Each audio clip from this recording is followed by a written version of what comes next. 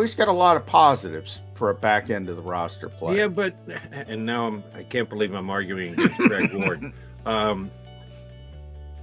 The guys who are going to be on Eagles roster playing game day guys, I get it. They'll have these young, inexperienced, coming back to football type guys on the practice squad with. Do they really need him for that?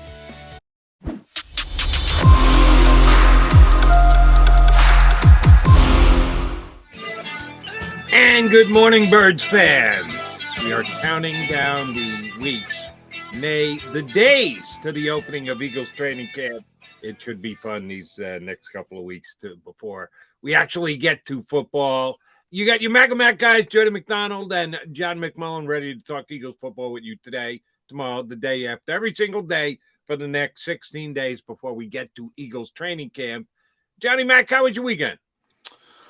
It was good. Tone was asking me, uneventful. So that's always good. If it's laid back, I'm happy. Uneventful can absolutely be a positive. And I will say the same here at the McDonald household. Did I mention this on Friday that the missus had COVID? You did. I did. How's she doing? Better. She had an infusion, monochloride, something.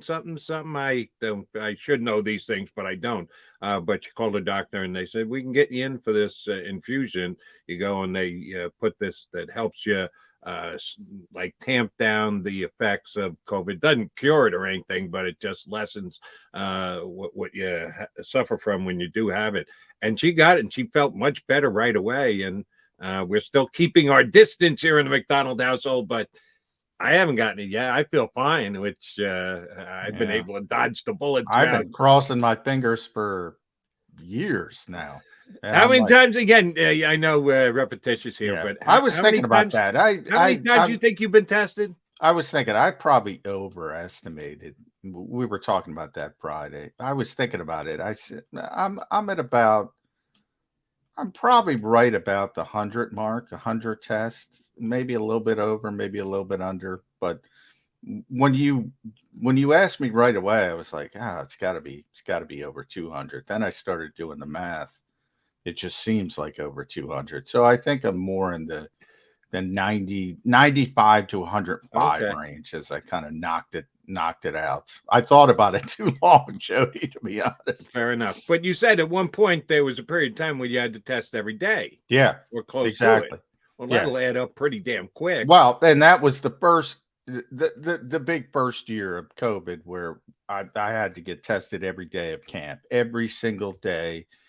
No matter if the players had the day off, weren't practicing, I had to go down there and get tested every single day. So that was the vast majority of it early on. Then it got scaled back to once a week, and it was that way for a long time. So quite a few though. When was the last time you were tested? When the NFL declared COVID over. I mean, that was, I forget the date, but they said, they just put their hands up and said, you know what, screw this. And all of a sudden, now we all have to be vaccinated, had to have the booster, had to have the proof of all that to be around the players. But when they said no more testing, basically there was no more testing for us either. And you haven't had to, which let's say you've been tested 100 times. That means you've been tested 100 more times to me.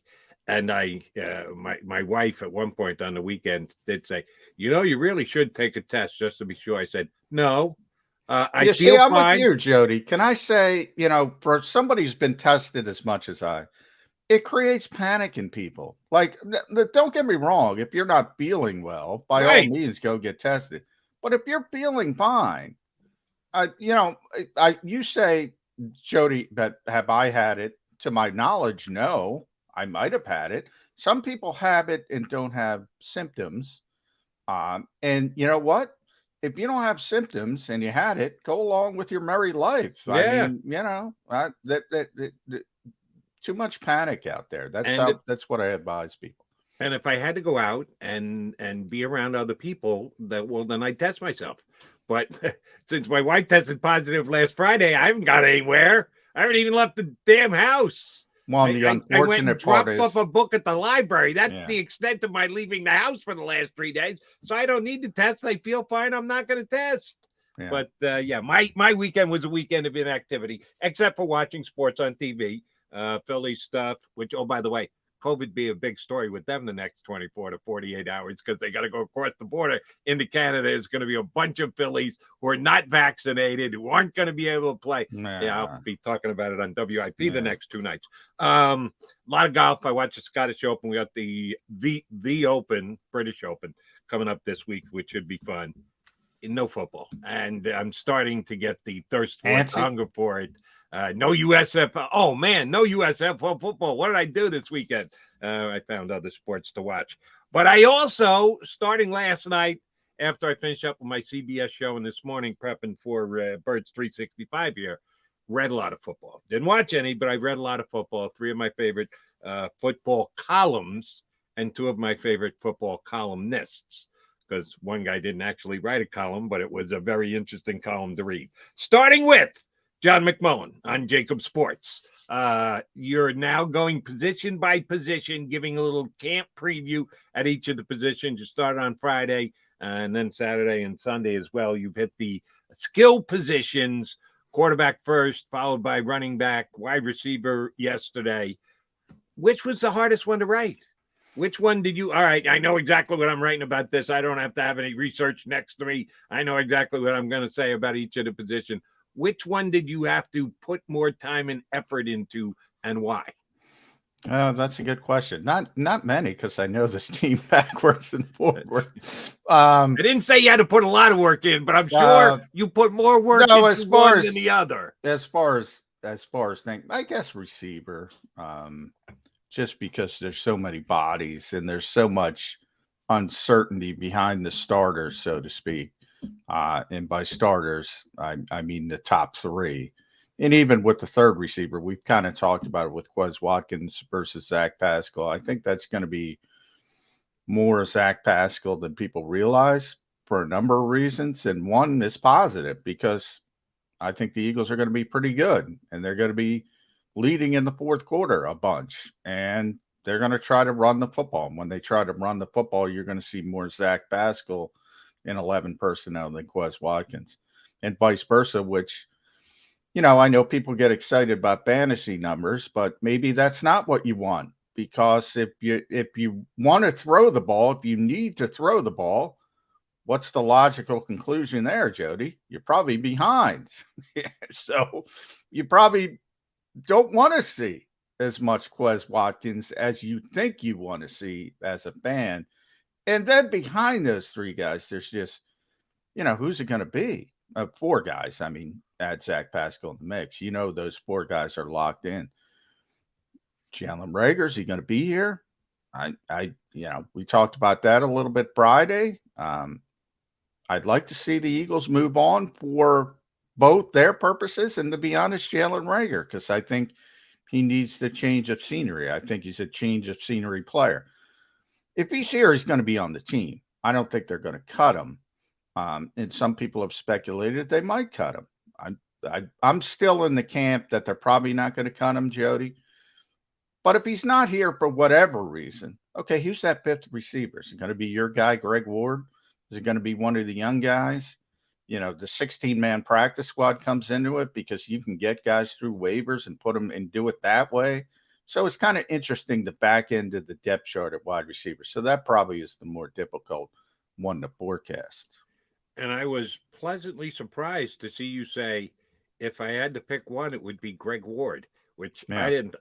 I know I would go Greg Ward since I'm the head of the Greg Ward fan club, but I didn't know Johnny Mack was going to go there. And truth be told, just evaluating, not giving my own personal opinion, yeah, I think Greg Ward's dead in the water. I don't think he's going to make this football team unless he's willing to go through and stay on the practice squad, because, as you mentioned, you can get veteran guys through to the practice squad. They've still got the COVID rule. See, that's what's funny about the National Football League. As you correctly point out, the NFL just waved its magic wand and COVID was gone, at least in their eyes. Oh, except if it gives us reason to have flexible rules that we think are advantageous, then we'll take those COVID rules that we adopted, just leave them right there and not worry about them. And the veterans on the practice squad is one of them, and it may keep Greg Ward at least on the Eagles organization, if not on the Well, Eagles. see, I kind of looked at it the other way. Like, there's a bunch of young receivers. People are going to get excited when Devin Allen shows up because he's going to run by somebody in training camp and catch the football, and he's an Olympic hurdler, and Britton Kobe's this small, really quick, was a good player in college at Utah, undrafted kid. Maybe he can factor in as a punt returner. And then you got the Deion Keynes and the Josh Hammonds of the world, and the John Hightower's still here. Some of these names fans aren't even going to recognize. My point with those guys, you can get them all on the practice squad. You can get them all through waivers. So you don't have to worry about getting anybody through waivers. And, maybe Devin Allen, because of his backstory and somebody wants a kick returner, maybe you have to consider that. But boy, we got to see that he hasn't played football in 6 years and he's still running track. So we got to see what he is at all before you start worrying about losing people on waivers. But they're going to be able to get any of those young receivers, from my perspective, through waivers. And my whole thing with Greg Ward, man, now maybe you don't need it as much because Zach Pascal is here, but the guy does the job the right way. And, he's a veteran now. And he's a leader, and the guys respect him, and he just shows the younger players that I talked about how to be professional. And I think that kind of thing is underrated, especially when you talk about the back end of the roster. Plus, he helps you on special teams. He's sort of the stopgap returner and that kind of thing. So, he's got a lot of positives for a back end of the roster player. Yeah, but and now I can't believe I'm arguing against Greg Ward. The guys who are going to be on Eagles roster playing game day guys, and I get it, they'll have these young, inexperienced, coming back to football type guys on the practice squad with them. Do they really need him for that? Do they need him to be that influential guy, that mentorish type guy? I mean, if it's not him, it's got to be Zach Pascal. So that's why I say maybe Zach Pascal. I don't know Zach well enough yet. Maybe, but that's what Nick Sirianni talks about him. So AJ Brown, 4 years into his career, is I mean, he's still really young. That's what I'm saying. I mean, same thing with Devonta Smith. Maybe those guys are so good, and I'm not even talking about them, to be honest, AJ and Devonta, because they are so good. But I'm talking about the younger guys, like, as I mentioned, the Kobe's of the world, the Devin Allens, and anybody else, Josh Hammond, anybody, John Hightower, Deion Kane, anybody else who catches your eye in training camp. I mean, it's hard for players like that to look at A.J. Brown and say, I can be like A.J. Brown, because they can't be like A.J. Brown. They don't have that talent. They can't be like Devonta Smith because they don't have that talent. But you can do it the right way and become a better player. And that's where I think like people like Zach Pascal and Greg Ward can be good examples for younger receivers. I just think it's one of those intangibles that when you're weighing something at the back end of the roster and saying, let's be honest, if the Eagles are down to their fifth receiver and Jalen Reagor's not here, from a talent perspective, they're up against it. I mean, they don't have a ton of depth. So as we talk about how good they are with AJ and Devonta, they still don't have a lot of depth. And, as we get closer to training camp, that's going to be a theme. When you start talking about all the high expectations and you start saying, well, how can things go in a negative direction? You point directly to the depth. And wide receiver might be the best example of this, Jody, for this reason. Before A.J. Brown got here, we were talking about incredible need, right? They got to take a receiver again in the first round. Yeah. Bottom 5 positional group in the league. A.J. Brown shows up, they're top 5, according to Pro Football Focus. That's what one player, that's what the right player can do. All the pieces fit into place then. Devonta Smith is a wide receiver 1. I think ultimately he's going to be that in this league. But as a second year player, still learning, maybe you're pushing him a little bit quickly to that role. Now he fits in as the so-called wide receiver 2. He's great. Top 5 in the league, wide receiver 2, easily. Quez Watkins as a wide receiver 2, want no part of it. Wide receiver 3, that's okay. I have no issues with that whatsoever. So that's sort of the domino. Yep. And I remember way back in the day, and I tell the story all the time, when Jordy Nelson was at the top of his career, and the Packers, the Packers are always the Packers when it comes to the passing game. But he was an all-pro level receiver, and then he tore his ACL. And all of a sudden, Randall Cobb, who was, great number 2 receiver, great slot receiver. I forget who the number 2 receiver is. But anyway, it wasn't the same, because maybe it was James Jones. He had to kick up to the wide receiver 1. I can't do it. Randall Cobb is a slot receiver. Put him outside. Now, they were still good because of who's throwing the football, but it wasn't the same. And, we don't want to talk about injuries, but if somebody gets hurt, all of a sudden, people are in roles they're not suited for. And that's how quickly things can change at one particular position. Right. And when we talk about injuries, you're right. A.J. Brown goes down. It could be devastating for the Eagles because now you're back to the same exact grouping you had last year, which wasn't quite good enough. But remember this. You say the same thing about all the other teams. What happens if Mr. Lamb goes down in Dallas? Oh, the Cowboys are screwed. They're putting a lot of chips in C.J. Lamb's basket this year. So injuries are something you can't control. You can't predict, Except the Eagles do because they practice less. So they actually do control their injuries. And we'll see how that works out. But you can't control anything like that. So appreciated your wide receiver, your running back. We talk enough about the quarterback. We'll probably talk about the quarterback again today. We'll do so with our 2 good guests. Got 2 good guys joining us. Our bud, Paul Damo from 33rd Team.com and JAKIB will be hopping aboard in less than 5 minutes. And a little bit later, Russell Baxter, who I've only had on as a guest for the last 30-plus years on my radio show. He came on with us last year here on Birds 365. He's going to make a Russell Baxter appearance in hour number 2 today. Russell is a must follow on Twitter because he is the king of the sports nuggets, the football nuggets, the little pieces of information. Had a little Seth Joyner love today. 59 days to the opener. He gave a little Seth Joyner love.